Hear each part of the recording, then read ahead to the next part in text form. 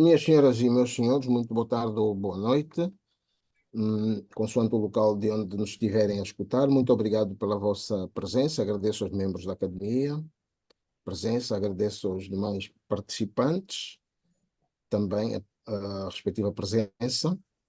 Vamos dar início a mais uma conversa da academia à quinta-feira, por ocasião do Dia Internacional da Mulher. Decidimos, neste 8 de março, ou para este 8 de março, organizar duas conferências sobre literatura no feminino. Na semana passada tivemos a professora Tânia Macedo, que nos falou de Mulheres de Angola, literatura angolana de autoria feminina. E hoje trazemos o professor Mário César Lugarinho, que nos vai falar de alguns perfis femininos da literatura angolana. As conferências desta quinzena são moderadas pelo escritor António Fonseca, que eu passo desde já a apresentar. António Antunes Fonseca é angolano, natural do Ambriz, já nasceu há um bom par de anos, licenciado em Economia pela Universidade Agostinho Neto, diplomado em Estudos Superiores Especializados de Políticas Culturais e Ação Artística pela Faculdade de Direito e Ciência Política da Universidade de Borgonha, na França. É quadro superior do Ministério da Cultura desde a década de 1970. Neste momento, exerce a função de Presidente do Conselho de Administração do Memorial António Agostinho Neto. É membro fundador da Academia Angolana de Letras, membro da União dos Escritores Angolanos e foi cofundador da Brigada Jovem de Literatura.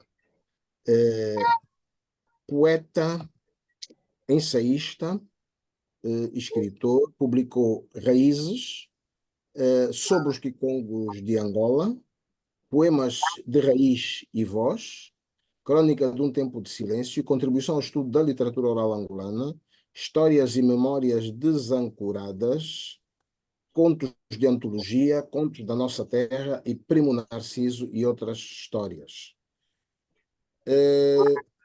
A propósito do livro sobre os quicongos de Angola, no seu prefácio, escreveu Henrique Abranches: António Fonseca não é exatamente um etnógrafo, mas é ele também o primeiro ou um dos primeiros angolanos a tentar vencer a etnografia colonial, a informar de dentro para fora.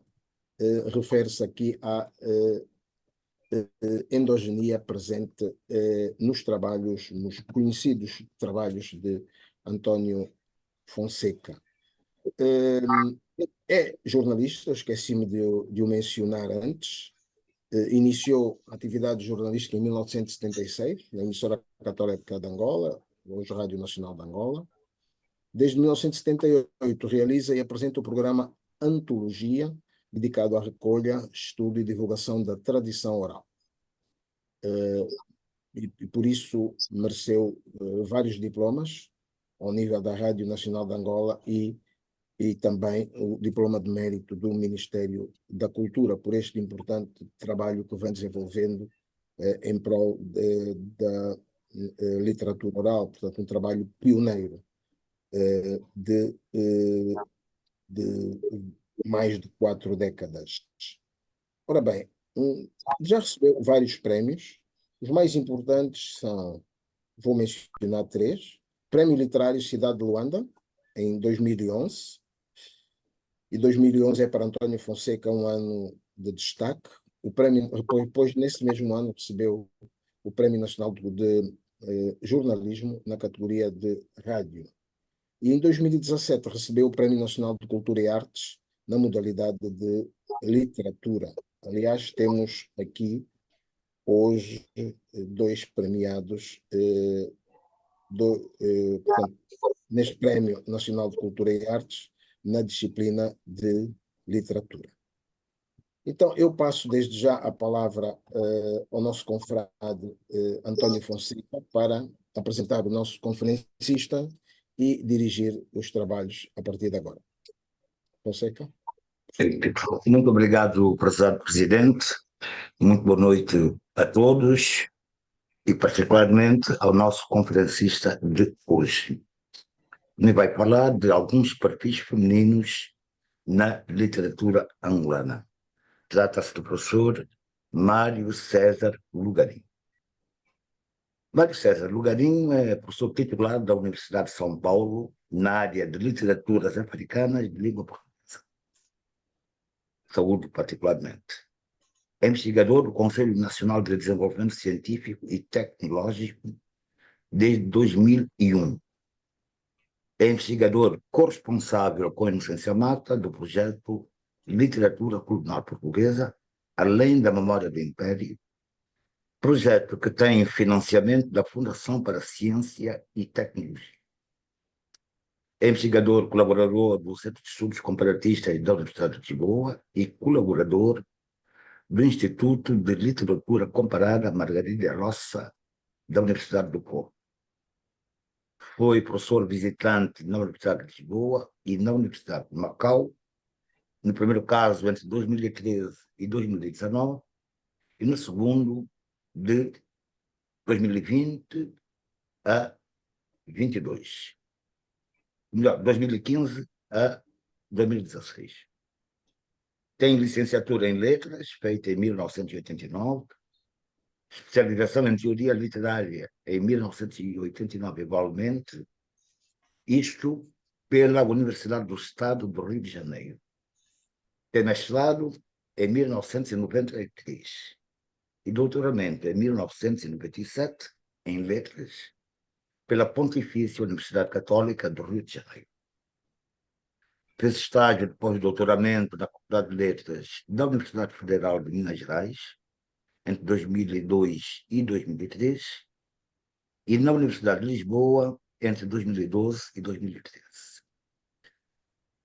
Tem livre docência na área de literaturas africanas de língua portuguesa pela Faculdade de Filosofia, Letras e Ciências Humanas da Universidade de São Paulo, isto em 2012.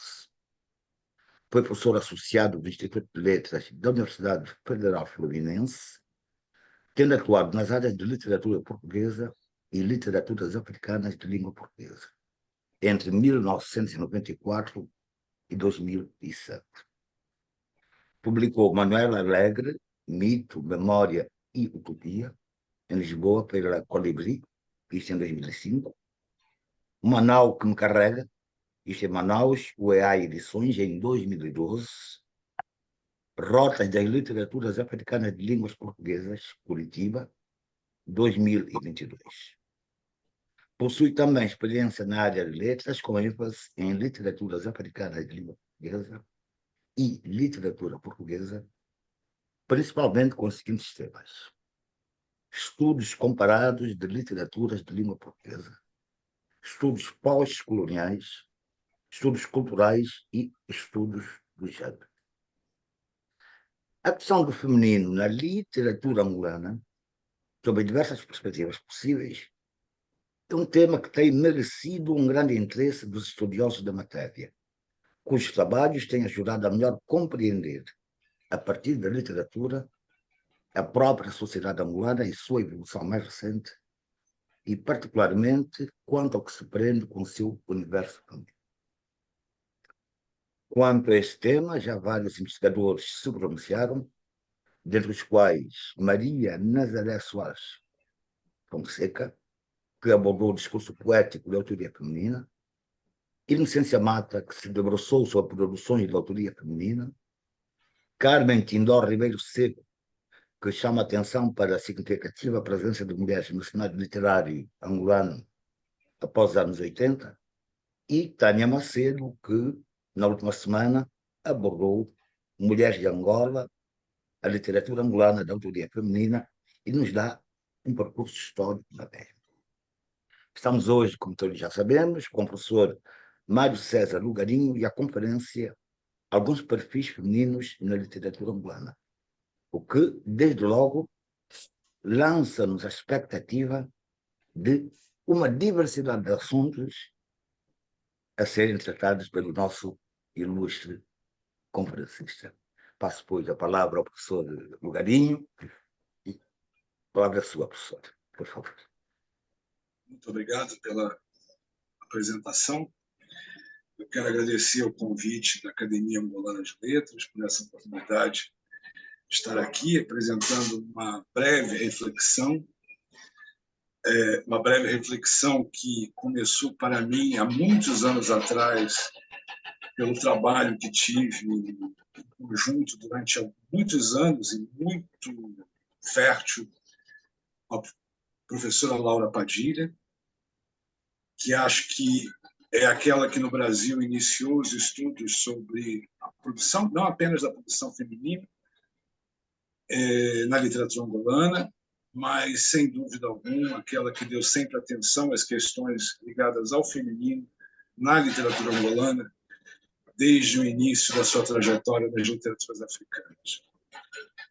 Eu quero agradecer muito a presença do escritor Pepe Tela, que por acaso me foi apresentado pela Laura Padilha há muitos anos atrás, uma visita que ele fez ao Instituto de Letras da Fluminense, por ocasião do Prêmio Camões. Tive a honra de apresentá-lo junto com meu colega Silvio Renato Jorge. Quero saudar todos os membros da academia aqui presentes e os ouvintes, e peço desculpas se perder alguma coisa na leitura do trabalho, porque eu me entusiasmei demais no momento de escrever e ele daria muito mais do que os 30 minutos designados. Mas acho que consegui um poder de síntese e tal, espero que tenha conseguido um poder de síntese para poder apresentá-lo nos 30 minutos ou talvez até menos. Então, a síntese que eu consegui fazer. Então, muito obrigado mais uma vez e vamos, então, iniciar a apresentação. Peço desculpas porque eu vou ler na outra tela, então meu rosto vai ficar virado, não vai ficar virado para a câmera.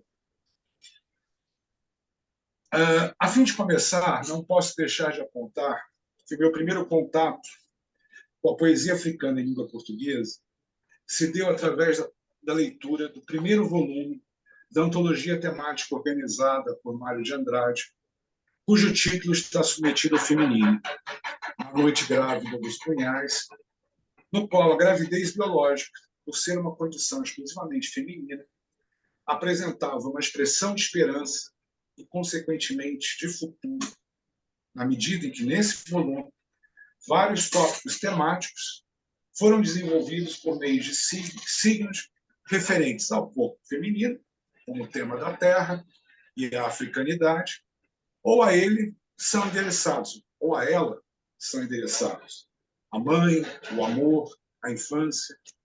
Todos esses temas estão, de alguma forma, podemos dizer, declinando no feminino nessa antologia, o que demonstra, de alguma maneira, uma centralidade da figura feminina, da figura literária do feminino, na produção dos autores elencados, selecionados por Mário de Andrade.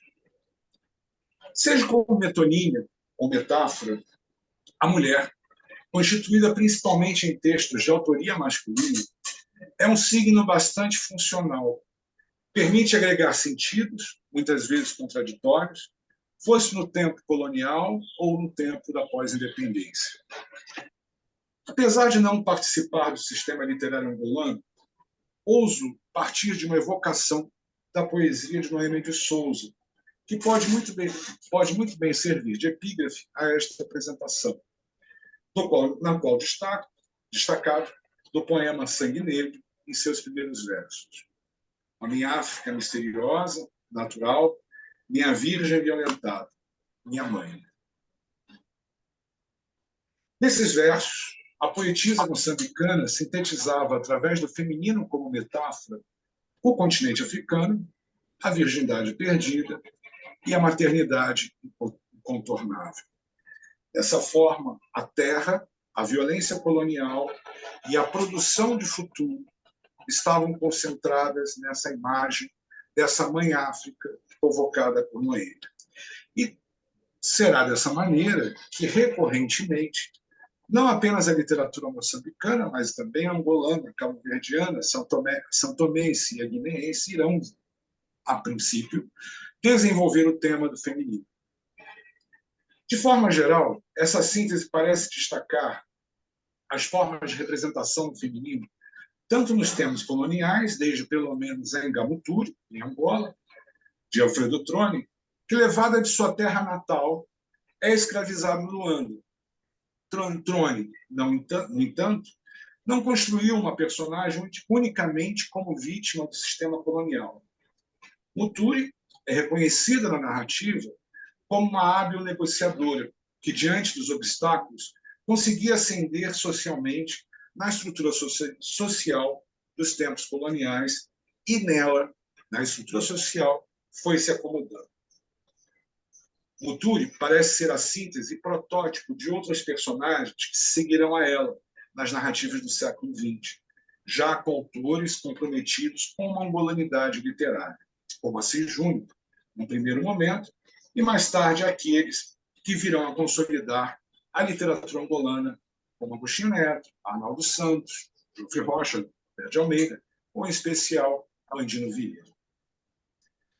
Assis Júnior, em O Segredo da Morte, romance de costumes angolenses, como se sabe, destacava a construção de uma sociedade urbanizada que abandonava os costumes tradicionais, vindo com isso a ser cobrada, no plano metafísico e cultural, pelo excesso de realismo ocidentalizante.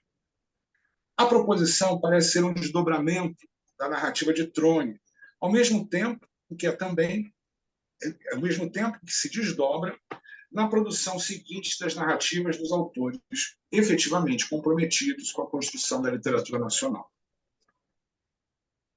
Entre eles, esses autores comprometidos com a construção da literatura nacional angolana, eu destacaria, sem sombras de dúvida, o poema Quitandeira, de Agostinho Neto. A personagem Quitandeira, presente no poema de Agostinho Neto. E a Enga Palácio, de Geoffrey Rocha, a trabalhadora vilipendiada, sem vida, com um destino trágico, condicionadas pela vida colonial e tendo o corpo reificado, como mão de obra ou como usufruto para o poder, como usufruto do poder. Lembro também da Menina Vitória, de Arnaldo Santos, um paradigma da alienação cultural, ao mesmo tempo em que a ela reúne as velhas vavós de Eluandino Vieira, a vovó X, a vovó Bebeca, a Engatonha, o conto Dona Antônia de Souza Neto, Dona Antônia de Souza Neto, do conto Histórias de Família, mulheres idosas, incapazes de zelarem pela família, intervirem no presente ou decidirem sobre suas vidas, na medida em que pagam o preço por sua acomodação aos tempos coloniais. As vovós, apesar de não se constituírem nesses contos como uma força ancestral, são um fio que conduz historicamente o passado, então presente, desastroso e trágico do colonialismo, às suas raízes. Por outro lado, no Conta a História da Galinha e do Ovo, temos a barriga da Bina, a Bina e sua barriga, melhor dizendo, personagem central da história do Ovo e da Galinha, de Luandino Vieira, já apontada mais de uma vez, desde pelo menos Pires Laranjeira e Inocência Amar, lá nos anos 70 e 80, como a síntese do futuro alvissareiro da independência, retomando a metáfora do título da antologia de Mário de Andrade. A maternidade como esperança, seja como metáfora do futuro, seja como metonímia da nação. Em outro sentido, perfila uma tradição literária europeia, nas quais a sedução, o erotismo, a sensualidade, a atração amorosa pontuam e delineiam as formas de representação. Cordeiro da Mata parece ter sido um desses primeiros autores que recorreu a esses sentidos, em terras angolanas, ao delinear esse perfil em sua obra poética, da qual destaca o poema Uma Quiçama, claramente inspirado no poema Uma Passante, de Charles Baudelaire. Apesar disso, na inspiração butleriana, há uma mulher negra e bela e sensual, mulher negra, bela e sensual, que emerge da bruma da manhã, atrai o poeta de maneira fulminante e provoca-lhe os desejos mais sensuais. A partir daí eu volto a Engamuturi, que nos seus inúmeros nuances encontra na sensualidade, o poder possível para sobreviver num mundo adverso. Esse perfil da Ksama, no entanto, demora a retornar na literatura angolana, do século XIX ao século XX, possivelmente apenas nos tempos pós-independência pela obra de João Melo, Tanto Amor, de 1988. A mulher inalcançável, sedutora, destruidora dos corações masculinos, deixando dúvidas lancinantes em seus corações e corpos, que, no autor, João Melo, é tema recorrente e muitas vezes, inúmeras vezes, desdobrado em nuances incontáveis, seja como a rapariga, na sua narrativa, seja como a rapariga do conto O Elevador, de Filhos da Pátria, seja na Margarida, do conto O Dia em que o Pato Donald, com a Margarida, do livro homônimo, ou mesmo a iludida Natasha, do conto homônimo de Os Filhos da Pátria, que contrasta fortemente com a amante sem nome do conto A Imitação de Sartre, Simone de Beauvoir, do livro homônimo, que questionava o adultério e as ditas tradições angolanas que reificariam o corpo feminino. Melo, certamente, da sua geração, é o autor que mais atenção deu a esse nuance, a esse perfil da representação feminina. A mulher sedutora, destruidora de corações. A mulher fatal, seja na prosa ou na poesia. Numa contínua consideração dos temas da paixão, do erotismo e do amor, conseguindo, e acredito com sucesso, problematizar inúmeras formas imaginárias do feminino nos diversos perfis que constrói. Enfim, Melo parece problematizar paradigmas cristalizados, uma forma de representar a mulher que viria desde, pelo menos, em língua portuguesa, da tradição medieval. Outro autor que se dedica, e aí eu morro de vergonha, então vou me referir a ele, outro autor que se dedica à construção de perfis marcantes é, sem dúvida, Pepetela, que desde pelo menos Monapó, mas principalmente Mayombe, procurou dar conta de um perfil pouco explorado pela tradição literária do Ocidente. A nova mulher, cujo paradigma histórico teria sido Alexandra Kollontai, que está enfatizada efetivamente em Ondina, de Mayombe, e, sem dúvidas, na Sara, de A Geração da Utopia. A esse conjunto de perfis, longe de esgotar as possibilidades, acrescento, por último, as inúmeras formas de representação que Nzinguimbande recebeu, desde, pelo menos, Cadornega, até chegar ao mais recente John Bell, o que demonstra não apenas a sua potência histórica e cultural para Angola, mas para o continente e para toda a diáspora africana. Nesse sentido, os diversos perfis que são construídos, principalmente por autores masculinos, definem uma forma de representar que vem sendo de representar a mulher, que vem sendo continuamente problematizado.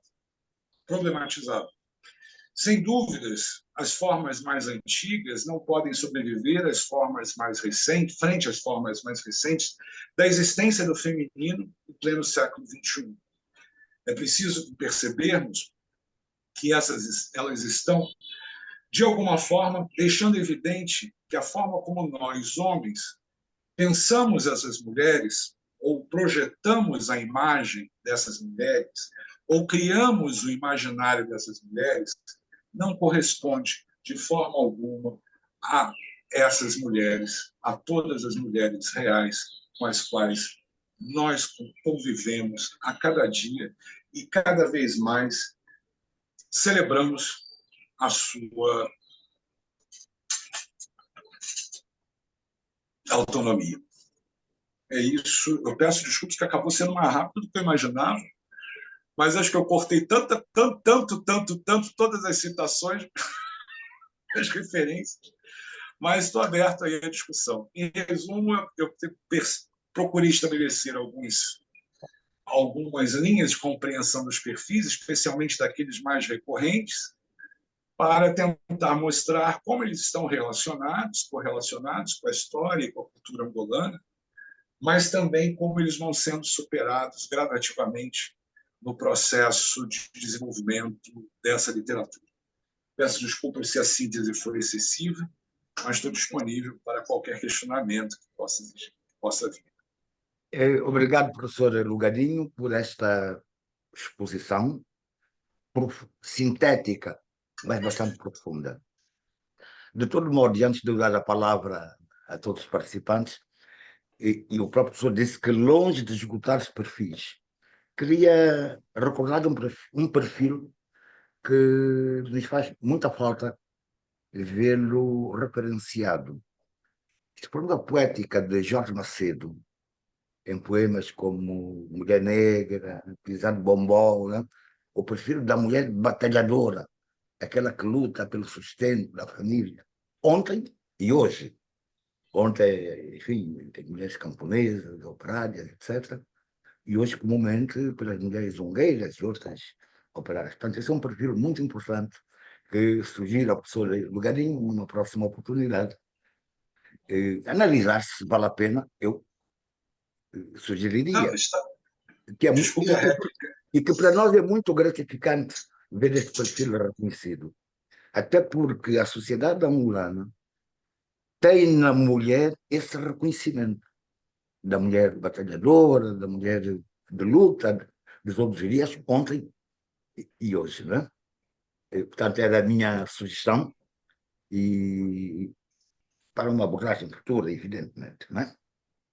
Se me, Com se certeza. me permite, eu procurei contemplá-la, essa mulher trabalhadora, que obviamente é verificável em vários textos, ao mencionar, desculpe rapidamente, o poema Quitandeira, de Agostinho Neto, que eu acho que, apesar de estar localizado nos tempos coloniais, é a representação inicial dessa mulher, né, dessa mulher que trabalha.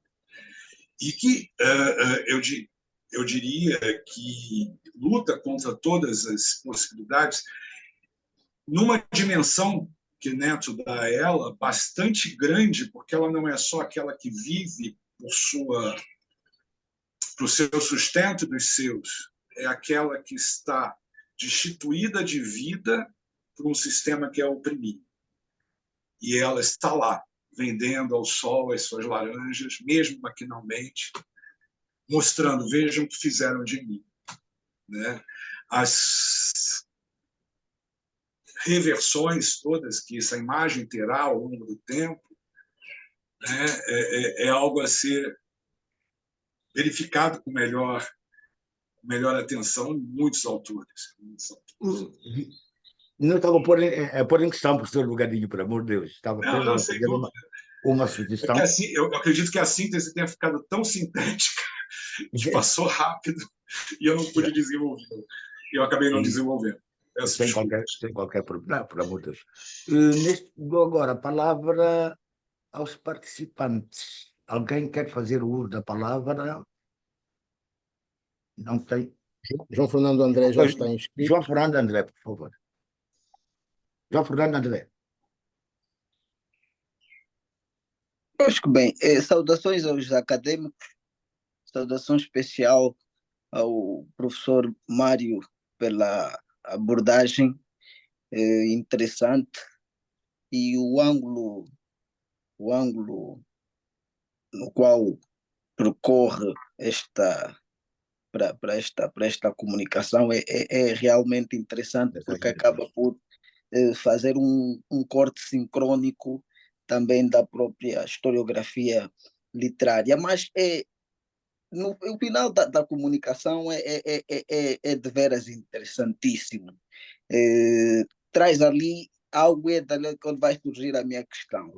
Então, como é que a abordagem feita foi quase toda nas obras dos senhores escritores? Mas, afinal, como é que elas próprias... na verdade, como é que o professor vê elas próprias quando se representam por meio da literatura? Faço a questão surgindo exatamente do final da comunicação do professor, uma vez que há esta linha abissal também entre os géneros e acabamos muitas vezes por representar as mulheres e os seus perfis muitas vezes por meio das obras dos autores e deixamos em muitos casos as obras das autoras. Durante este tempo todo que o professor percorreu muito bem, nós tivemos aí algumas escritoras interessantes, Alda Lara, Ermelinda Xavier, tanto como é que o professor vê elas a se representarem, ou o professor vai querer deixar esta abordagem? Obrigado. Não tendo nenhuma inscrição, dou de imediato a palavra ao professor Lugarinho, por favor. Ok. Obrigado pela pergunta, pela questão. Mas, sim, primeiro, eu não abordei a representação da autoria feminina, porque acredito que a minha colega Tânia Macedo tenha feito isso na semana passada e, portanto, não queria entrar no tópico dela, e até porque o pedido era a representação da mulher. E, em termos de volume, óbvio, como quase todas as literaturas, o volume de produção é muito mais masculino do que feminino, né? Apesar de todo o trabalho arqueológico que tem bem sendo feito por inúmeros pesquisadores, ainda se verifica, e por vários motivos, na produção literária, uma quantidade muito mais expressiva de autores homens do que autoras mulheres. Mas, tentando responder a sua pergunta, eu concentraria na representação, tendo eu, ou no trabalho de produção poética da Ana Paula Tavares, lá nos anos 80, começa a produzir ou ter reconhecida a sua produção como uma produção autenticamente feminina, ou seja, uma produção que coloque em evidência a autoria feminina acima de qualquer outro sentido, né? É uma poetisa que se coloca como mulher, é uma poetisa que trata de temas femininos, é uma poetisa que apresenta efetivamente o seu próprio imaginário sobre si, marcado por esse olhar efetivamente feminino. E de uma forma muito, muito interessante. Eu percebo no primeiro livro dela, O Lago da Lua, algumas questões bastante importantes para a literatura. Porque o processo de construção literária, há dois, eu diria, de forma resumida, que haveria pelo menos duas forças, né? A força da tradição e a força da inovação. Isso nos ensinou Otávio Paz ao tratar do desenvolvimento da literatura moderna. Literatura é tradição, mas é também inovação. A tradição literária, em língua portuguesa, ela impõe determinados estereótipos sobre o feminino. Falar sobre mulher, sobre mulheres, era seguir, de alguma maneira, estereótipos que vinham de séculos, e não só em língua portuguesa, mas que vem daquilo que se convencionou chamar de literatura, a tal literatura ocidental. Com o passar do tempo e a emergência de autores que não estavam submetidos aos sistemas literários do dito Ocidente, começam a aparecer perfis, formas, outras de se designar, de se representar a mulher. E aí, no caso, quando eu me refiro ao Cordeiro da Mata, para mim é um momento bastante significativo porque é um dos primeiros momentos em que uma mulher negra, africana, é representada como bela em língua portuguesa. A beleza na literatura não era, a beleza da mulher na produção literária não era uma forma tradicional, não era um procedimento tradicional. Ele instaura o novo ao falar: esta mulher é bela, que Sam é bela, apesar de reconhecer que ela não é, como vai dizer no verso, uma europeia dama. Então ele mostra ali no momento que ele está se debatendo com o paradigma literário do seu tempo, né? E tentando instaurar uma coisa nova. Veja, essa mulher é bela, apesar de não ser uma europeia dama. Tá? E isso vai significar, ou melhor, isso vai nos indicar um processo de transformação por parte de novos atores na produção literária, não queria dizer sujeitos, mas de novos atores na produção literária, que vão instituir novas formas de beleza. No caso, ao tratar da mulher, da beleza feminina, que não é submetida ao estereótipo da mulher europeia. Tá? Isso é muito importante, não é pouco importante, isso é muito importante. Por outro lado, essa representação da mulher inicialmente, essas representações do feminino inicialmente, melhor dizendo, elas vão sendo submetidas às formas tradicionais da própria literatura. Quando eu falo de maternidade, quando a gente trata de fertilidade, quando se observa a relação do corpo feminino com a terra, porque são temas que eram recorrentes, ou formas de representação recorrentes na literatura ocidental, e que ao serem, eu não vou usar a palavra, eu não queria usar essa palavra, mas está me vindo ela, transplantadas ou levadas para um sistema literário não ocidental, acabam, num primeiro momento, sendo usadas. Então, a própria Noêmia de Souza muitas vezes vai fazer isso. Ela faz de si mesma a metáfora da terra, a África é metáfora da terra, metáfora da terra, o corpo dela é a metonímia da terra e por aí vai. Muito bem. E isso é muito funcional, se torna muito funcional, principalmente no momento de afirmação das identidades nacionais através das literaturas, durante o período colonial, o período das lutas anticoloniais. Só que deixa a funcionalidade a partir do momento em que nós vamos ter uma sociedade que abre espaço e se abre para a autonomia feminina, que são as sociedades pós-independência, né? E esse momento, então, começam a surgir novas possibilidades de pensar o feminino, a partir das próprias autoras.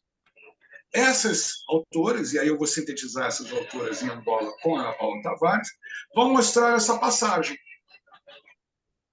Agora eu falo por mim. Mas como eu falo por mim?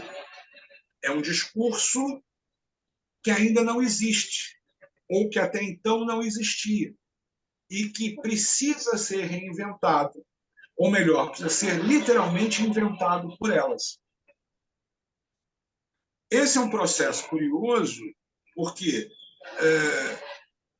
nos sistemas literários não hegemônicos, como acontece no Brasil, como acontece na América Latina e em outros espaços, em outros sistemas literários africanos, o processo se dá da mesma maneira.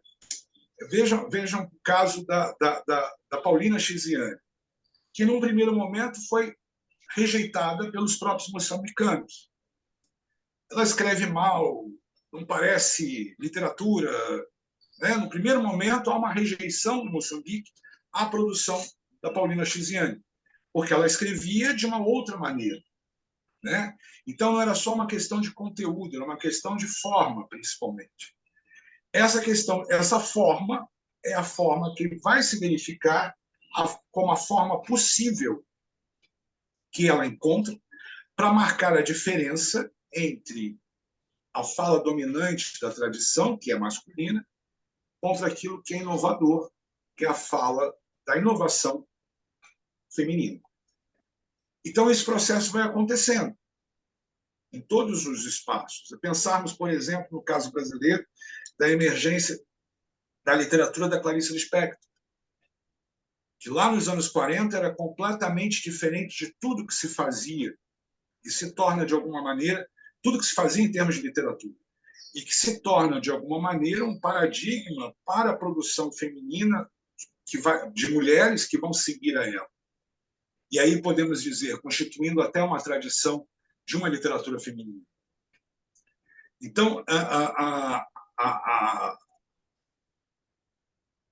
um embate, podemos dizer, claro que não violento, mas é um embate que essas autoras têm consigo mesmas, com as tradições onde elas se inserem, seja para conformar-se à tradição, seja para superar a tradição. E isso a gente vai verificando. Por exemplo, você se referiu a Alda Lara, né? Alda Lara, caramba, ela está completamente ligada a uma produção literária anticolonial. Mas ela faz uma produção anticolonial que, a princípio está muito próxima dos seus companheiros de geração. A diferença do feminino, de nós entendermos, lermos sua obra e percebermos que há uma mulher falando, há uma mulher marcando a sua diferença em relação a que os autores homens estão escrevendo, não é tão evidente na obra dela. Não é tão evidente. Então, ela é uma mulher que escreve, mas é uma mulher que não marca a sua condição de mulher tão evidentemente na sua obra. Eu não sei se eu fiquei claro. Muito claro. Presidente Paulo de Carvalho, pediu a palavra. Presidente Paulo de Carvalho. Sim, sim, pedi a palavra. Normalmente eu falo no final do primeiro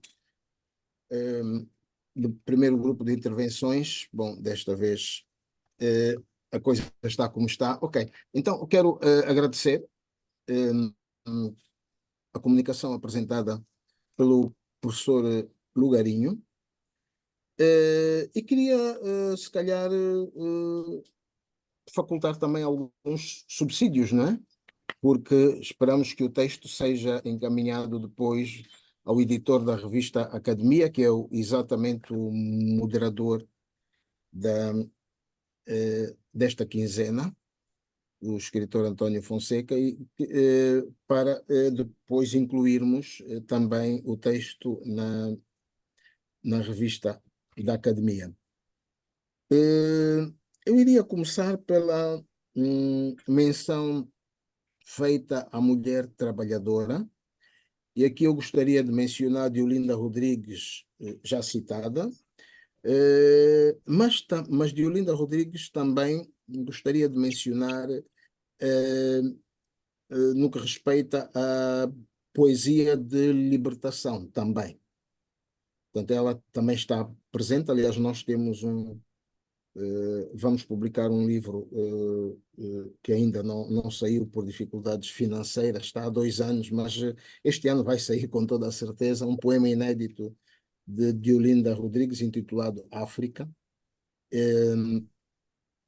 que, portanto, num volume organizado pelo António Quino e por mim. Depois gostaria de mencionar a mulher autoridade, mulher como autoridade. E aqui gostaria de citar o exemplo de Luigi Pepetela, não é? Depois, Amélia da Lomba, Sinal de Mãe nas Estrelas, poema Mãos, dentre outros poemas. Acho que, portanto, poesia sobre mulher feita por mulheres.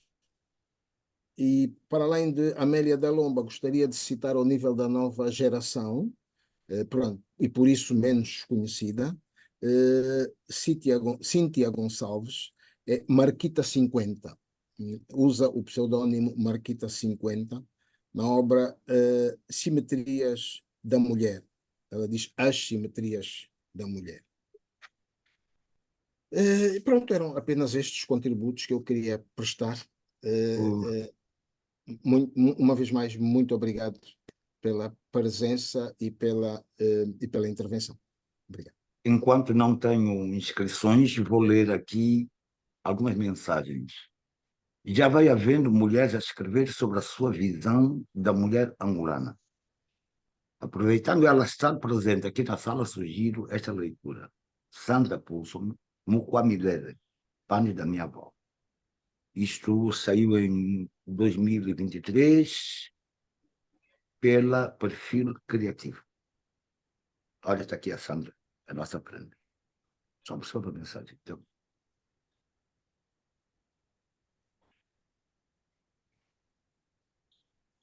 Temos ainda Maria Carage, a imagem da mulher na trilogia de Camachilo, União de Escritores Angolanos, 2006. Prefácio de Fátima Fernandes. Sônia Gomes, A Coisa que as Identificava, edição do autor, 2017.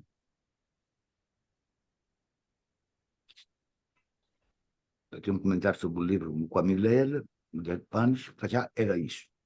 Dou a palavra a quem o desejar. Não tenho nenhuma inscrição. Tenho agora o António Quirino, por favor.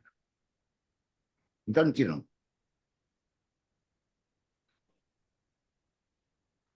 António Quirino. Já está. Já está. Muito boa noite a todos os presentes.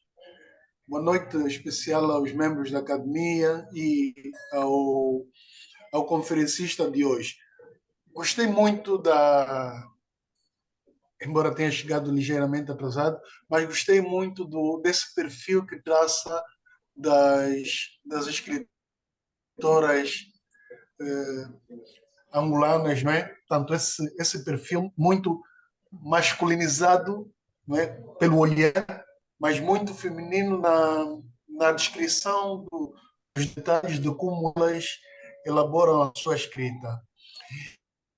E falou, tanto o conferencista falou de algumas escritoras que eu, por acaso, tenho aqui três escritoras que olhei, a Clarice Lispector, a Paula Vares e a Paulina Tiziana, e cada uma delas olha para a questão da liberdade de uma forma. Por que eu estou a fazer essa introdução? Porque o conferencista fala da resistência que houve por parte da sociedade de leitores, mais particularmente, em aceitar a produção feminina, e citou o caso da Paulina Tiziana, que os próprios moçambicanos diziam que aquilo que ela fazia não é literatura.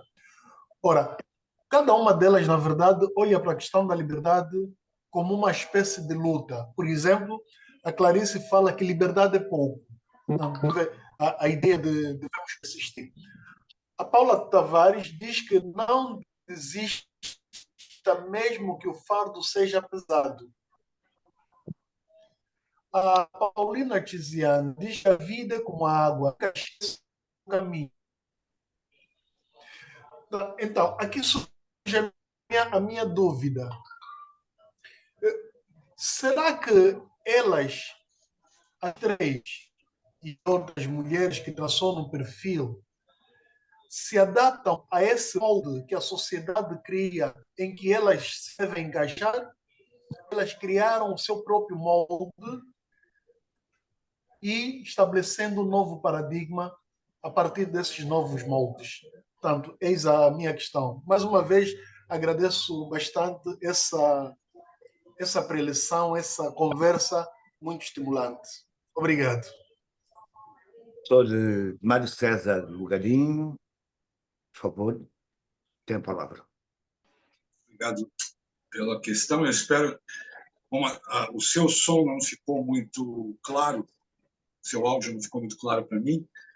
Eu espero conseguir ter compreendido exatamente foi perguntado, foi colocado para eu responder. Eu penso o seguinte, num primeiro estágio, qualquer forma de inovação, ela, em termos literários, ela é uma... Qualquer proposta de inovação, ela é uma... Como é que eu vou dizer? Ela se torna uma quebra de expectativas daquilo que está posto, né? Dessa forma, quando um autor ou uma autora propõe uma nova forma de escrever ou de ver o mundo, estão questionando, isso nos ensina Roland Barthes, estão questionando toda a produção anterior. E sempre, ou na maior parte das vezes, isso não é um processo pacífico. De forma alguma, é um processo pacífico. Dou como exemplo mais uma autora brasileira que demorou muito a ser reconhecida como autora literária, que é Carolina Maria de Jesus. E é um caso paradigmático na literatura brasileira. Por sua origem social, pela sua condição racial étnica, de mulher negra, residente das periferias de São Paulo, catadora de papel, vivendo nos espaços mais humildes que a cidade de São Paulo possuía. Fim dos anos 50, início de 60, tem um livro publicado, Quarto de Despejo, e que é recebido, naquele momento, como um fenômeno, digamos, no mínimo antropológico. Como aquela mulher semi-analfabeta, como aquela mulher preta, como aquela mulher da periferia, como aquela catadora de papel, ousava escrever um livro. Só se fosse um fenômeno antropológico. E, como tal, ela foi recebida, pelo menos até a sua morte. Foi preciso que se passasse muitos anos, e nós chegássemos ao início do século XXI, com uma demanda por parte de um público leitor, formado principalmente pelos nossos leitores brasileiros afrodescendentes, que começassem a estabelecer um trabalho, uma pesquisa, eu diria quase que um trabalho de guerrilha literária, de crítica guerrilheira, digamos assim, para apontar-se. Mas por que Carolina não é reconhecida como autora literária? Eu costumo fazer, quando eu converso com meus alunos sobre esse tipo de problema, é fazer um paralelo.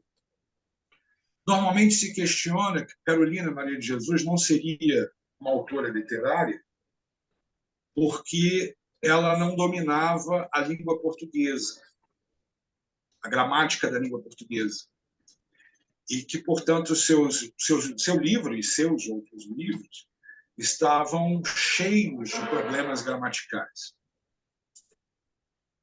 É curioso que, obviamente, os seus livros estão cheios de problemas gramaticais por força da sua condição não letrada, de mulher não letrada, que não teve condições, não teve acesso a uma escolaridade plena. Mas ela acaba por refletir, eu não gosto dessa palavra, mas seria isso, a forma de escrever e a forma de se expressar de uma determinada classe social que existiu e ainda existe na periferia de São Paulo. Curioso que um autor canônico brasileiro procura, na mesma época que ela, já um pouco antes do que ela, já vinha trabalhando numa perspectiva também de intervenção, mas, vamos dizer, premeditada, de intervenção na gramática, na morfossintaxe da língua portuguesa, na gramática da língua portuguesa, para reproduzir literariamente, como se diz, como a crítica diz, o falar do sertão brasileiro. Eu estou me referindo a João Guimarães Rosa. O cânone dos cânones do Brasil. Ora, por que João Guimarães Rosa tem a permissão de intervir na morfossintaxe, tem a permissão de intervir literariamente na gramática e ser reconhecido da forma como ele foi reconhecido, e é reconhecido, devidamente reconhecido, e Carolina não é? Há alguma coisa muito errada nessa previsão. E eu falo não é porque até muito recentemente, há uns 2 anos atrás, no fim do processo pandêmico, houve um comentário que sai nos jornais brasileiros sobre a recusa de alguns críticos sobre a presença maciça que Carolina Maria de Jesus tem tido nas páginas literárias dos jornais brasileiros. As inúmeras reedições que ela tem, que a obra dela tem recebido. Isso, para mim, é um grande exemplo da resistência que a crítica, porque, no fim das contas, eu acho que aquilo que nós chamamos de literatura, nós, críticos, profissionais da crítica, professores, jornalistas, intelectuais, somos quem faz essas premissas do que é literário e o que não é literário. As 3 autoras que eu mencionei, a Paula Tavares, Paulina Chiziane e Clarice Lispector, escreveram contra toda a tradição crítica com as quais elas tinham que lidar. Talvez a que teve uma situação mais favorável tenha sido Paula Tavares, pelo ambiente literário angolano na época em que ela escreve. Mas Clarice é rejeitada inicialmente, ou pelo menos não compreendida na sua grandeza, que vai ser mais tarde. Né? Quando a obra dela é dita mais reconhecida, não mais madura, porque ela já começa como uma autora madura. Mas Paulina é rejeitada e demora a ser rejeitada, ou pelo menos há uma resistência à obra dela, inicialmente, e o tempo faz com que ela seja reconhecida no seu espaço original. Eu acho que essas resistências fazem parte daquilo que a gente chama de novo, e aquilo que é novo e necessário para a continuidade da produção literária. Porque se isso não vier, nós estaremos continuamente repetindo os estereótipos. Se isso não acontece, nós estaremos continuamente repetindo os paradigmas anteriores e dizendo, no fim das contas, as mesmas coisas que há 250 anos atrás se diziam, para um mundo que não é mais um mundo de 250 anos atrás. Apesar de tudo, esses autores, essas autoras, resistem. E ainda bem que resistem, continuam insistindo em escrever, nos trazendo coisas fantásticas. O caso Clarice, nem tanto, coitado. Já não temos ela junto a nós há uns 40 anos, mas que, mesmo assim, cada leitura da obra dela, somos capazes de descobrir alguma coisa nova.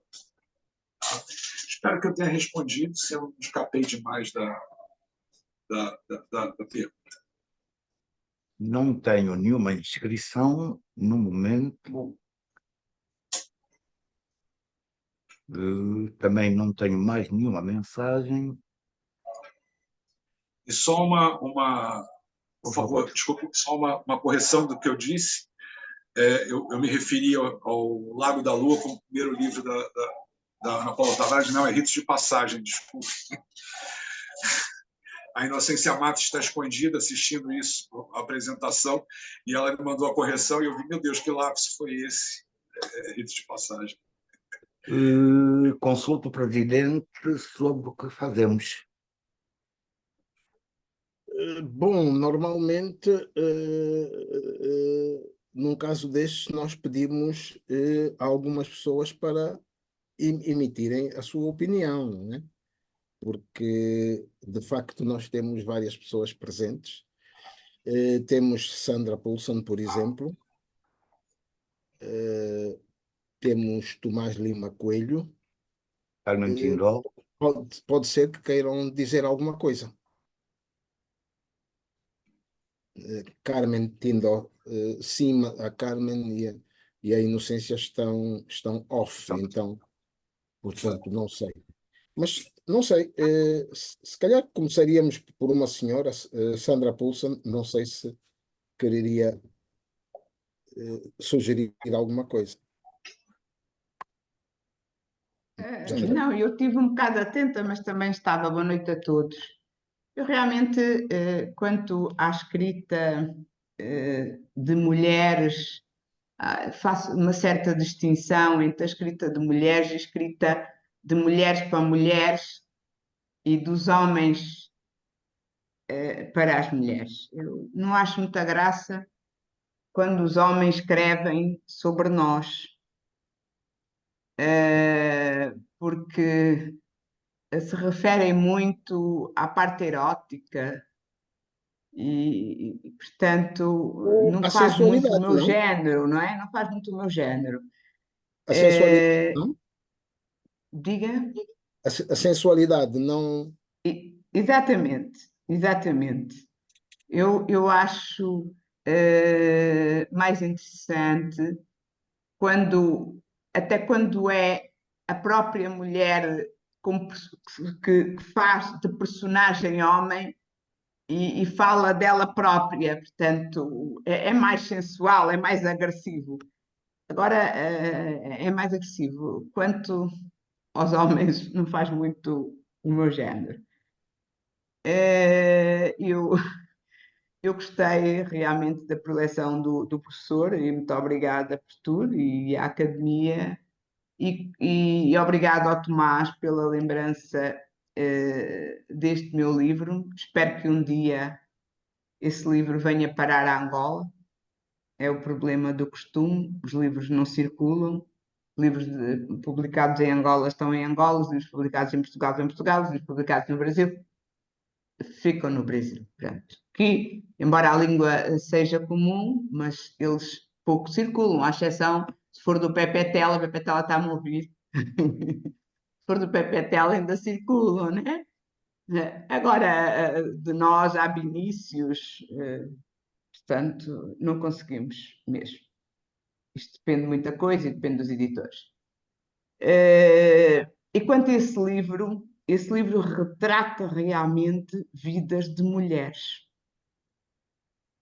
Portanto, as mulheres de panos, as mulheres que alimentam as suas famílias, mulheres angolanas que alimentam as suas famílias na confecção dos panos, as mulheres jungueiras. Na altura que ele foi descrito, não tinha mulheres jungueiras, são as quintandeiras, as Entendeu? peixeiras, e ele retrata, são passagens de Luanda, e tem uma escrita de mais de 10 anos. Esse livro está escrito há anos. Eu achei que nunca ele iria cá para fora, ele estava guardado, porque, pronto, era daquelas escritas que estava guardado. Não era para sair, não era para nada. Aquelas coisas que a gente escreve, põe na gaveta, assim, um dia põe no lixo. E saiu, e realmente só tenho ouvido falar bem dele.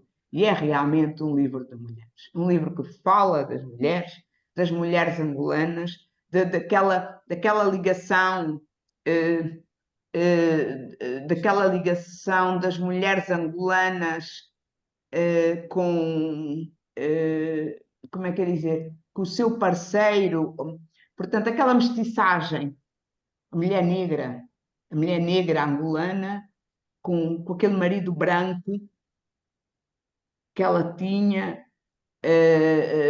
no mato e que depois em Luanda, o marido comerciante, Portanto, todas estas que são vivências minhas, não é? Dos meus ascendentes, é o que retrata esse livro.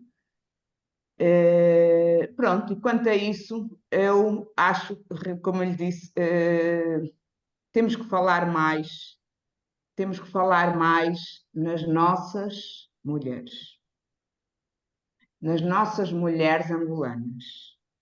Podem não ser as atuais, podem não ser as que escrevem agora, mas nas outras. Eu fartei-me de ouvir aqui a Paulina Tchiziane, a Paula Tavares, não é? A moçambicana Paulina Tchiziane, que eu aprecio bastante, já estive com ela aqui em Lisboa e várias vezes.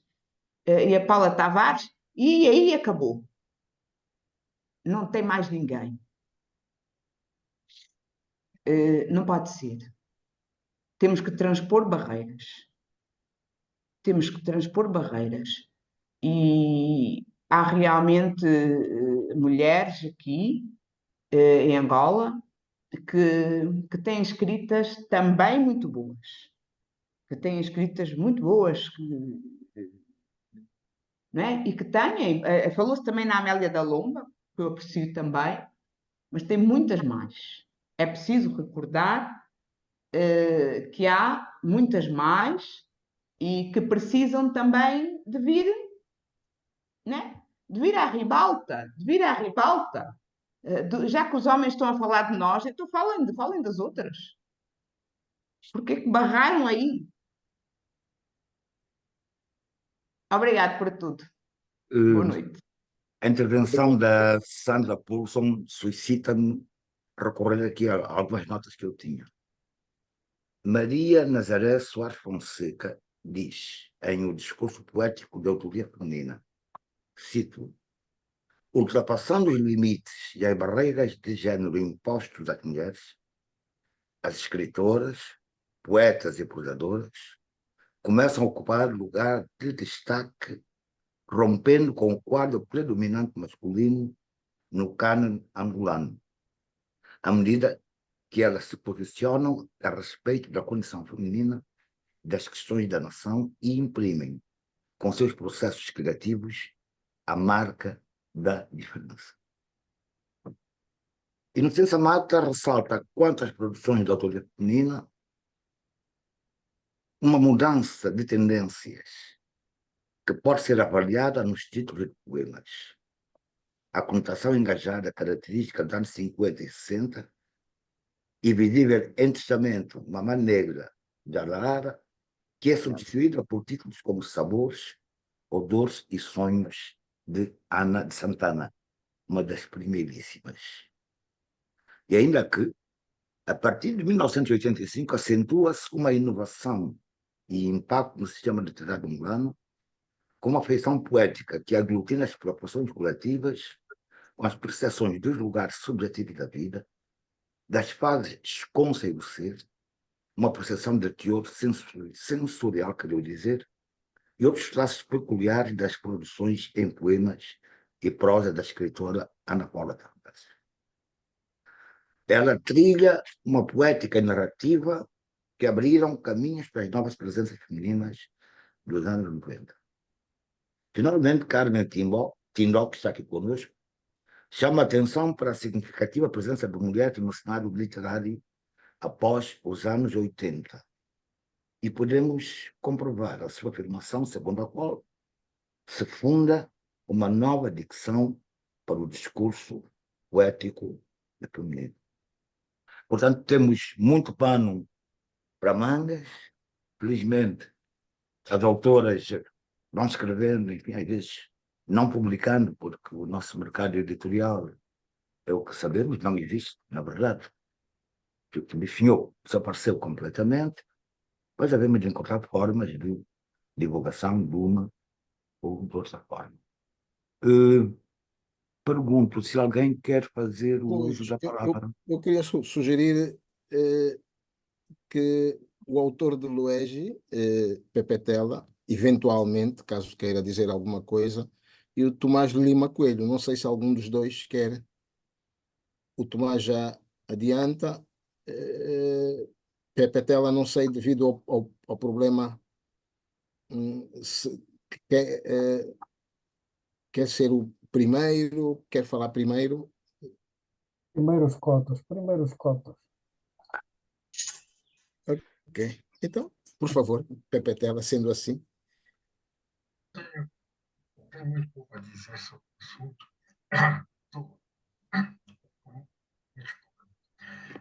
Mas eu gostei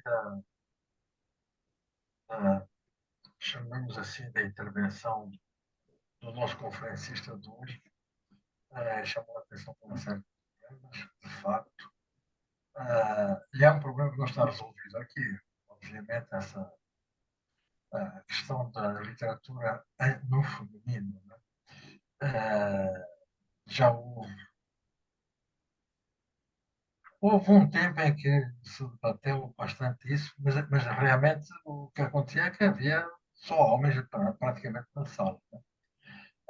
A discutir esse assunto. Bom, era uma altura que a Ana Paula ainda estava aqui conosco, a Ana Paula, na Santana, também. Falava-se. Agora, eu às vezes eu não sei muito bem o que é isso. Essa separação, se é o homem, se é a mulher. Ah, por exemplo, por exemplo, para falar um assunto que eu conheço, porque se tratou de um livro meu.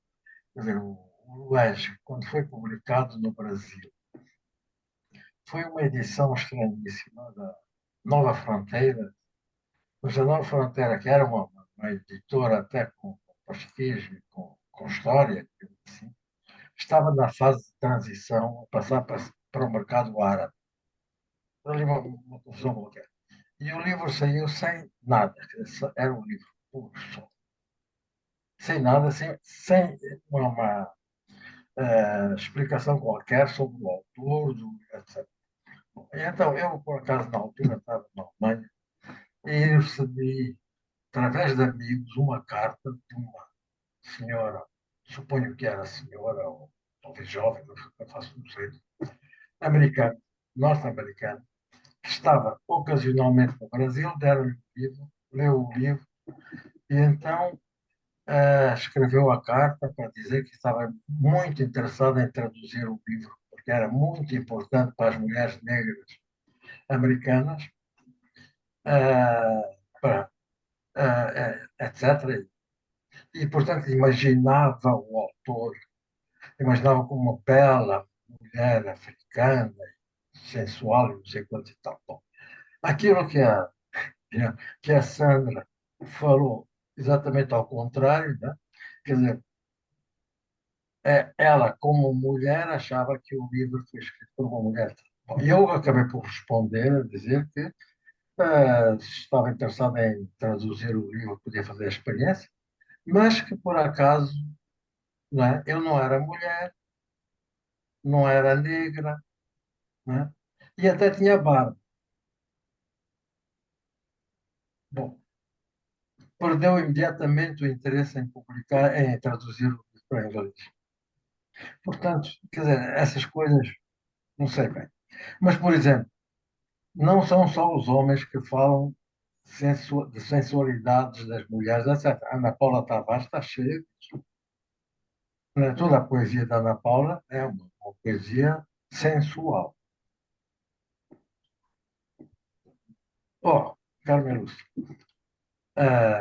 Bom, era só isso que eu tinha a dizer, mas realmente que eu acho que é preciso, sim, encorajar as mulheres ou as jovens angolanas a escrever, sim, absolutamente. O grande problema realmente é as instituições que as possam depois promover, isto é, publicar e fazer, enfim, aquilo que é preciso para que sejam conhecidos os livros também, né? É o trabalho das editoras. E isso, as editoras aqui estão pela Rua da Amargura, né? Pelas ruas da Amargura. Já nem sei bem como é que se diz. Mas, pronto, era isso que eu tinha a dizer. Acho que sim, devemos continuar a debater. É um trabalho para os professores particularmente agora que já temos faculdades de letras, embora não se chamem assim, pelo menos a de Luanda não se chama assim, não é? Houve aí muita criatividade no nome dessa faculdade. Mas é o sítio, né, onde se pode realmente existir. Obrigado, obrigado, Pedro Telo. Tínhamos convidado o Tomás Lima Coelho, que tinha cedido a fazer uso da palavra. Sim, Portanto, eu não sou muito de falar, prefiro ouvir, mas posso acrescentar que saiu há relativamente pouco tempo, em Angola, uma antologia poética de escritoras femininas. Não estou certo do número, do nome, nem da editora, mas sei que saiu há pouco tempo. Ainda sobre aquele assunto que o professor, cumprimentando o professor Lugarinho, sobre aquele assunto da falta de conhecimentos gramaticais da escritora Carolina de Jesus, pode ser considerado literatura, sim, claro. Eu não sou um académico, nem crítico, nem coisa que se pareça. Mas isso pode abrir caminhos muito dúbios. Porque, por exemplo, o Guimarães Rosa e o Andino Vieira, por exemplo, têm um profundo conhecimento gramatical para escreverem como escrevem. E se vamos pôr aí gente que não sabe gramática a escrever, é um problema, abre caminhos muito problemáticos. Gostaria de ouvir o professor falar sobre isto. Obrigado. professor Mário César Lugarinho, poderia, a pedido do Tomás Lima Coelho, pronunciar sobre a questão.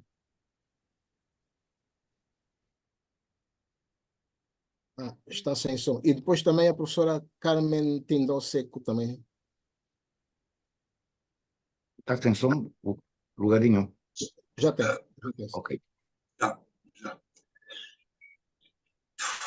Vamos ver se eu consegui compreender a questão, porque o som está indo e voltando, e há uma obra grande aqui ao lado da minha casa. Barulhos, batistaca, espero ter compreendido. Eu penso que, sim, é preciso divulgar, sobretudo, material que não circula, que é desconhecido do grande público. É preciso, de alguma maneira, haver intervenções diretas de instituições que não sejam voltadas para o lucro. Isso é muito valioso. Há inúmeras iniciativas espalhadas pelo mundo que valem a pena serem copiadas nesse sentido, para a divulgação de autoras. Mas eu queria voltar um pouco para a fala do Pepetela a respeito do interesse que passou a existir nos últimos anos em alguns mercados por obras e personagens do continente africano e normalmente especialmente de países que não são de língua inglesa ou das línguas hegemônicas, né, que tem me chamado muita atenção, né? Uma produção literária, digamos, cultural, artística, que tem sido de interesse bastante grande e que permite, muitas vezes, escoamento, a publicação ou a divulgação de trabalhos que estão desconhecidos. Eu chamo a atenção especialmente para o que aconteceu no ano passado, ou 2 anos atrás, eu não me lembro bem, com o fenômeno da série documentário da Netflix sobre a Rainha Zindiband, e outros mais que, por mais que sejam questionáveis, colocaram em evidência personagens que precisavam estar em evidência para parcelas populacionais, especialmente das Américas, que precisam desses exemplos, que precisam dessas histórias, que precisam conhecer, mal ou bem, a existência desses personagens históricos. Melhor ainda se fosse por iniciativa de obras produzidas por autoras angolanas, moçambicanas, de onde quer que seja, mas que fossem produzidas por autores. O exemplo talvez mais significativo que eu posso dar no momento é um fenômeno que aconteceu muito recentemente no mercado editorial brasileiro, que eu não sei se vocês conhecem o romance Defeito de Cor, da autora Ana Maria Gonçalves, que teve o seu romance levado para o desfile de carnaval feito pela Escola de Samba da Portela, no Rio de Janeiro, e que transformou o livro num fenômeno de vendas em 3 dias. Ele conseguiu vender mais em 3 dias do que teria sido vendido nas 36 edições que ele já teve aqui no Brasil. Seja no formato em papel, seja no formato digital, pelo Kindle. E aí é onde chega a questão da divulgação. Os meios contemporâneos mais efetivos de divulgação não podem estar circunscritos apenas ao papel, ao formato impresso do livro. Os meios de divulgação hoje em dia são muito mais rápidos por meio digital e fazem com que o leitor tenha o livro imediatamente. Dou um exemplo. Acabou de ser lançado no Brasil o Perigo Amarelo, do João Mello. Eu recebi a mensagem do autor e imediatamente adquiri o livro pelo meio do Kindle, pela Amazon, pelo meio do Kindle.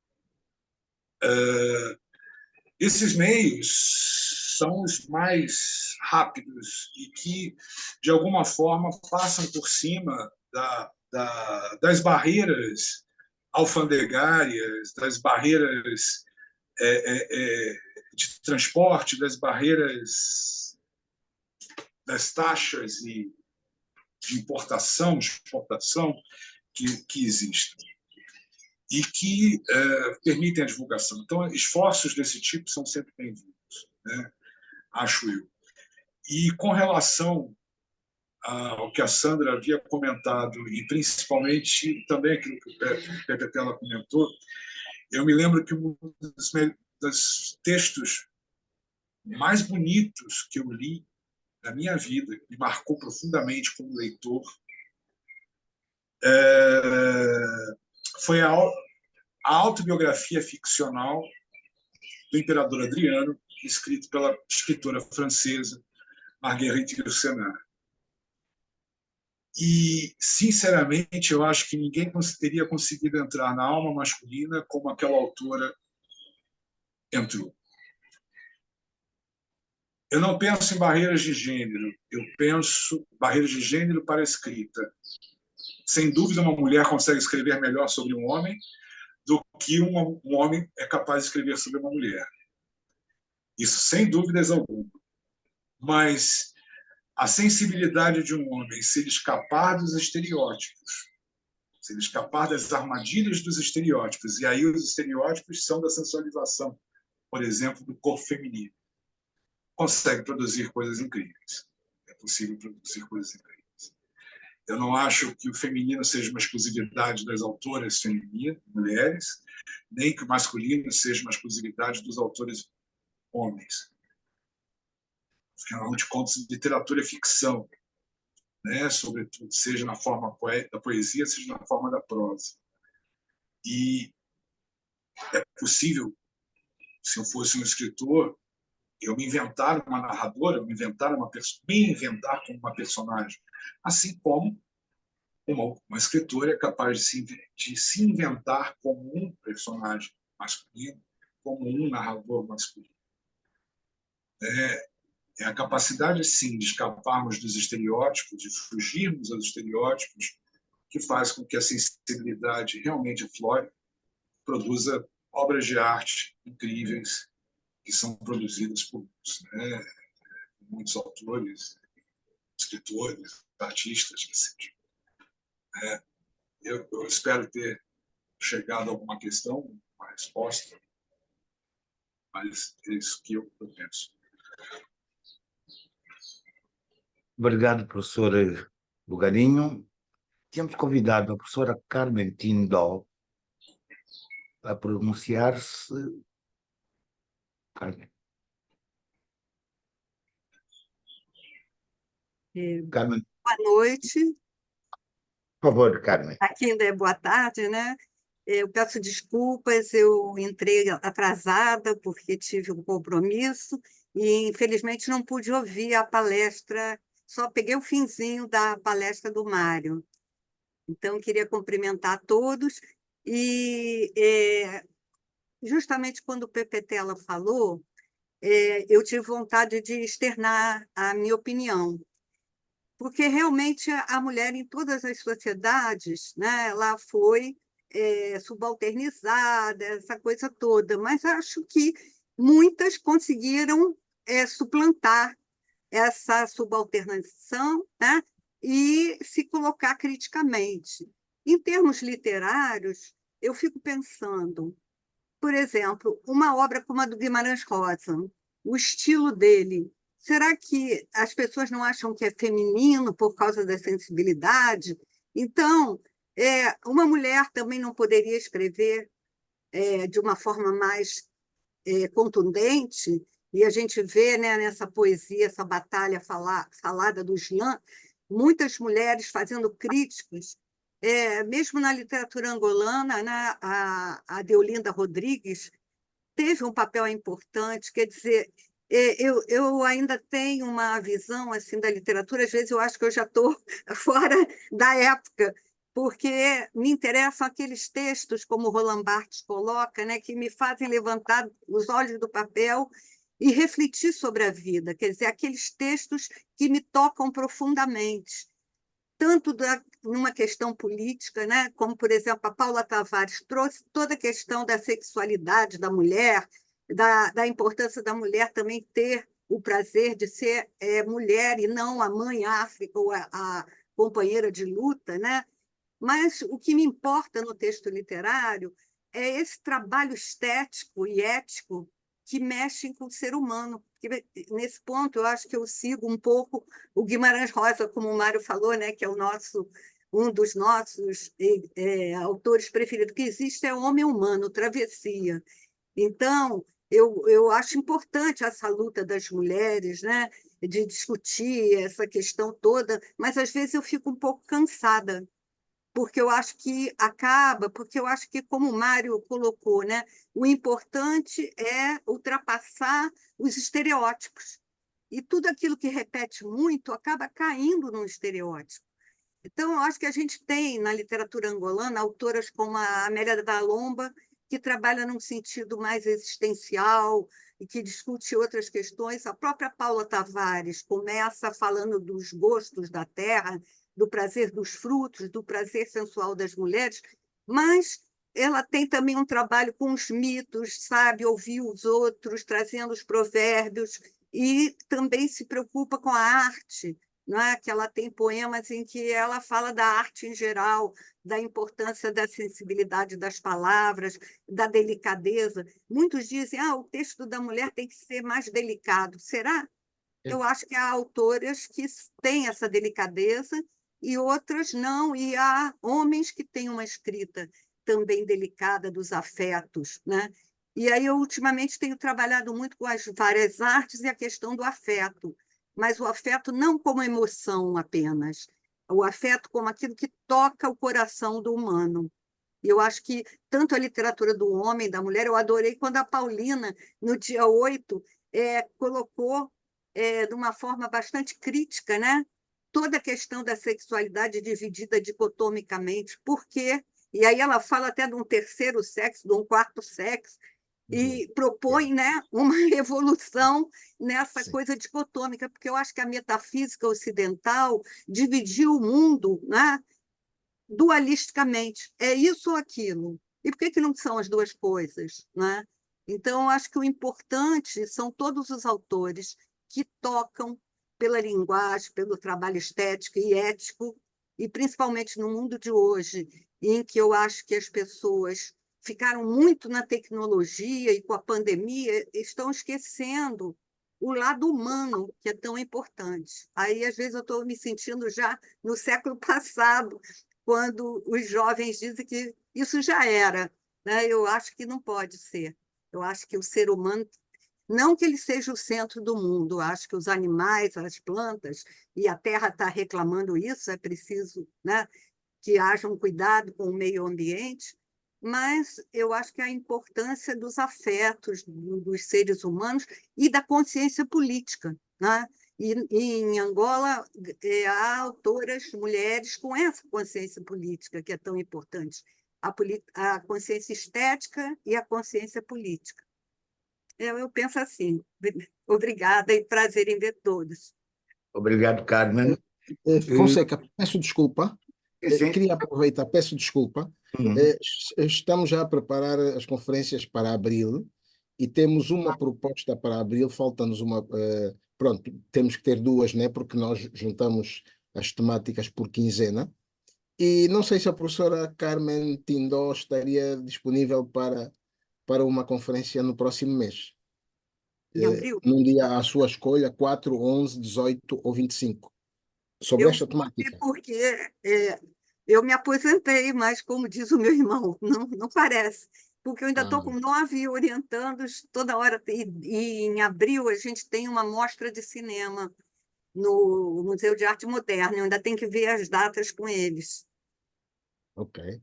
Então, porque tem que ser podemos. quinta-feira, né? O problema é que é sempre Quinta. quinta e É, é na parte da tarde. aquilo também será. Ok. Aí Então, já é à noite, né? Eu vou ver o dia. E pois, qual então, seria a temática? perdão? Qual seria a temática? Pronto, será a sua escolha, mas neste quadro, não é? No quadro da literatura no feminino, por aí, Tá. está bem? A Carmen está adiantada. Pois, se pudesse até o final da semana dizer alguma coisa, agradecia, por favor. Uhum. Porque então não vou fazer os outros contactos, vou aguardar pelo seu para ver qual a sua disponibilidade e os outros, e então os outros só depois os contactarei, Uhum. certo? Professora, bom, Tá certo. peço desculpa Obrigada. aos demais Porque nós temos pelo também sentido o da 25 oportunidade. de abril, né, que está sendo comemorado aqui também, temos os eventos. Pois então teria que ser 4, 11 ou 18. 4 ou 18. 4, 11 ou 18. Uhum. Certo? Professor, muito obrigado. Sim, Não. Fonseca. A professora Carmen tem trabalho adiantado neste domínio, tanto coisa para se compor. Eu vejo que está conosco o João Mola Trindade, que é um investigador também no domínio das letras e particularmente da obra de Castro Soromonho. E queria convidar, portanto, o João Mola Trindade a dizer-nos algo em torno do tema de hoje. João Mola Trindade, Bom, está já para disponível? fecharmos, né? Sim, já para fecharmos. Já estamos Sim, em sim, cima. sim. Boa noite, professores. Paulo de Carvalho, ao conferencista cujo nome não captei, acho que é o professor Mário. Mário César Lugarinho. Mário Mário César. César Lugarinho. Mário César Lugarinho, o mais velho Antônio Fonseca. Eu entrei, acho que há 10 ou 20 minutos para a sala. Então, não acompanhei a explanação feita pelo professor Mário César Lugarinho,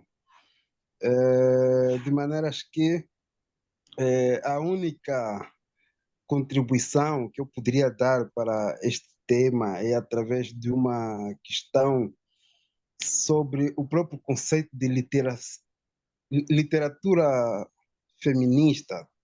Já ouvi, ouço, leio com alguma frequência referências a este conceito, mas eu próprio nunca entendi literatura no feminino, literatura feminista. Então, se o professor pudesse, pelo menos, dar-me alguma explicação que eu pudesse entender, eu agradecia. Não sei se somente as mulheres é que escrevem literatura feminista ou no feminino, ou se os homens também escrevem as principais temáticas. Na verdade, eu sou um leigo mesmo nessa temática. Então, se puder, pelo menos. Agora, quanto ao Castro Sormé, o professor Fonseca tocou nele, de facto, é uma temática que eu me tenho. A obra dele me tem debruçado e, de facto, na literatura colonial, a imagem da mulher angolana não é retratada de forma honrosa. Então, é uma literatura muito preconceituosa, que coisifica a mulher, mas pronto, acho que a temática está ligada à literatura feminista, então à literatura não à literatura colonial. Então, fico por aqui. Retomo a palavra. Professor Lugarinho, brevemente poderia esclarecer o pedido do João Gola Trindade acerca da literatura do feminino e literatura feminista? Bom, o que eu retenho sobre a questão da literatura no feminino é a literatura produzida por mulheres, em várias perspectivas. A literatura feminista tem a ver com os ideais do feminismo, das lutas feministas, que vêm muito de trás e que têm estado, felizmente, ao longo dos anos, a permitir a conquista de espaço cada vez maior para as mulheres nas diversas dimensões da vida. Dito isto, passo a palavra ao nosso presidente Paulo de Carvalho. Por favor, presidente. Mas talvez o conferencista queira fechar, não é? Sim. Eu tinha passado a palavra ao professor, mas não reagiu. Não, Professor. não, porque estava sem som. Estava sem som. Ok. Yeah. Professor Lugarinho, por favor. Yeah. Tentando responder rapidamente à pergunta do Tomás sobre a questão gramatical, primeiro, eu concordo, é preciso que um escritor tenha conhecimento da gramática, minimamente, para conseguir produzir e até passar por cima dos estereótipos. Haja visto o Guimarães Rosa, Londrino, o próprio Mia Couto, que são os exemplos mais flagrantes desse processo. Entretanto, há outras condições e outras situações, que é o caso específico da Carolina. Por isso, eu coloco em questão o preconceito que existiu em torno da obra dela, por força dos problemas gramaticais. Tá? Mas isso é uma questão muito, talvez, longa. Assim como a questão colocada pelo João Trindade, que é também tema para vários cursos. Mas, rapidamente, aproveitando que o nosso mediador apresentou, é exatamente isso, uma literatura feminista estaria comprometida com os ideais do feminismo, e uma literatura feminina foi um tema ou uma questão que esteve em vigência principalmente nos anos 80, ou seja, 40 anos atrás. Foi um tema da discussão entre críticos, a existência de uma literatura feminina, ou como se chamava, uma escrita feminina. O problema era exatamente perguntar: há uma escrita feminina que pode ser feita por homens, há uma escrita feminina ou uma escrita masculina que pode ser feita por mulheres, a escrita feminina seria uma exclusividade de mulheres e, portanto, vedada a homens? Foi algo que chegou como dizemos, num beco sem saída. porque há inúmeros exemplos. Eu dei o exemplo da Marguerite Yourcenar, mas em língua portuguesa, inúmeros problemas de autoras e autores que escrevem no feminino, no masculino, e isso é o de menos, né? A crítica, a partir dessa situação de impasse, ela passou a se dedicar a uma questão, vamos dizer, mais sociológica, que é a produção literária de mulheres. Ou seja, um problema social, um problema cultural, um problema histórico. Não um problema unicamente literário. E essa produção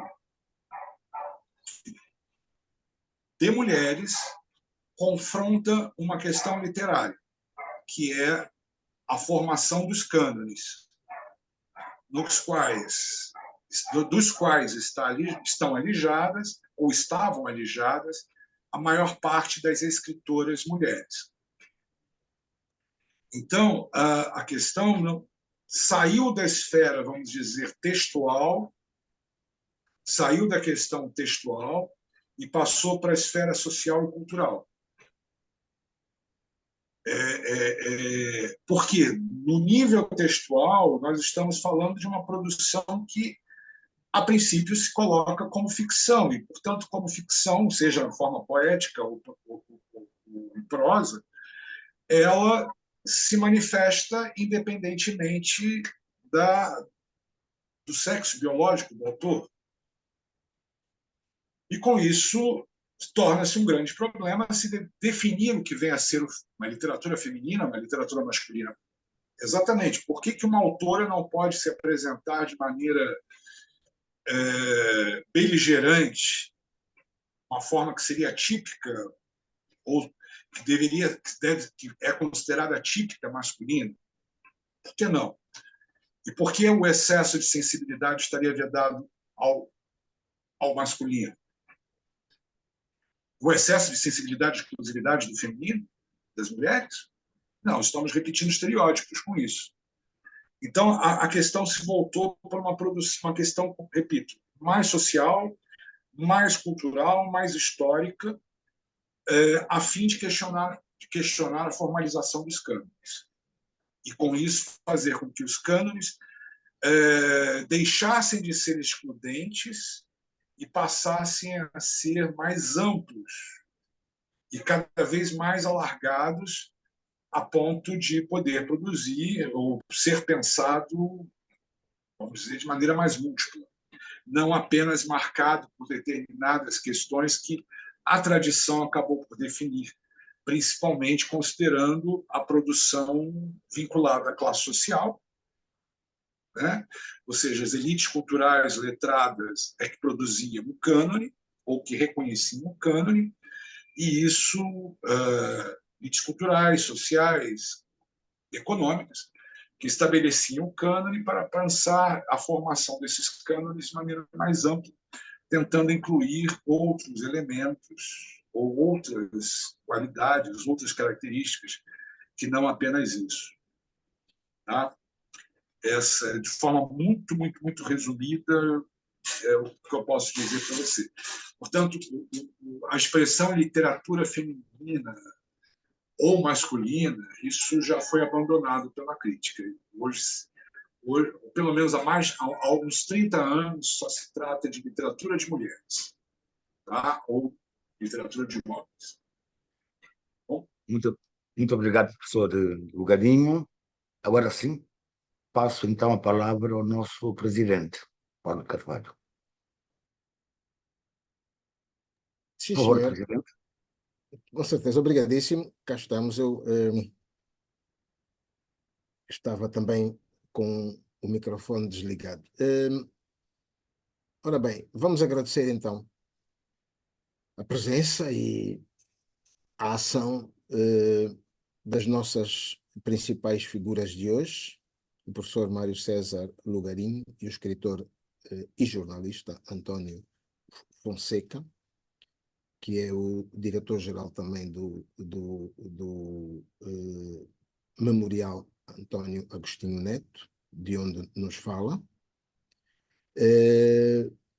Agradecemos a presença de cada uma e cada um de vós e vamos anunciar, então, a terminar, vamos anunciar o que teremos na próxima semana. Na próxima quinzena nós vamos prestar homenagem ao nacionalista, desportista e intérprete Rui Mingas. Vamos começar por referir Rui Mingas enquanto gestor desportivo, foi o primeiro ministro dos desportos. Rui Mingas, mentor do sistema desportivo angolano, e para falar sobre Rui Mingas teremos um gestor desportivo, Rogério Silva, que já cá esteve, e se calhar pode ser que ainda esteja, por acaso não olhei e agora assim não tenho como verificar. As conferências da próxima semana vão ser moderadas por um músico e compositor, Carlos Lopes. Da próxima quinzena, queria eu dizer, peço desculpa. Portanto, teremos Rogério Silva e Carlos Lopes na próxima semana. Então, muito obrigado uma vez mais pela vossa presença, pela vossa contribuição e até à próxima conversa da Academia. Muito obrigado.